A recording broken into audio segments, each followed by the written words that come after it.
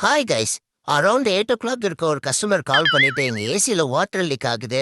ஒரு 2 month before தான் company technician வந்து சர்வீஸ் பண்ணி கொடுத்துருந்தாங்க. நாங்கள் டேல யாருமே அவைலபிளாக இருக்க மாட்டோம், கொஞ்சம் இப்போ வந்து பார்த்து தர முடியுமா, ஏதாவது சின்ன ப்ராப்ளமாக தான் இருக்கும்னு சொல்லி நம்மளை கூப்பிட்டுருந்தாங்க. நம்மளும் நேரில் போய் செக் பண்ணி பார்த்துருந்தோம். காய்ஸ், செக் பண்ணி பார்க்கும்போது தான் காய்ஸ் தெரியுது, லாஸ்ட் டைம் ஃபுல் சர்வீஸ்ன்னு சொல்லிட்டு பேக் வாஷ் பண்ணிட்டு போயிருக்காங்க. காயில் பாருங்க காய்ஸ், எவ்வளோ அழுக்கா இருக்கு அப்படின்னு சொல்லிட்டு. இவ்வளோ அழுக்கா இருந்தால் எங்கேருந்து கூலிங் வரும்? வாட்டர் லீக் ஆகாமல் என்ன ஆகும் சொல்லுங்க? கூலிங் காயில், பேனலு, ப்ளோயரு எல்லாமே கம்ப்ளீட்டாக பிளாக்கு. காயில் வாஷ் பண்ணிட்டு திரும்ப ஃபோம் வாஷ் பண்ணி திரும்ப வாஷ் பண்ணுறோம். அப்போ பாருங்க எவ்வளோ அழுக்கு இருக்கும் அப்படின்னு சொல்லிட்டு இந்த ஏசியில்.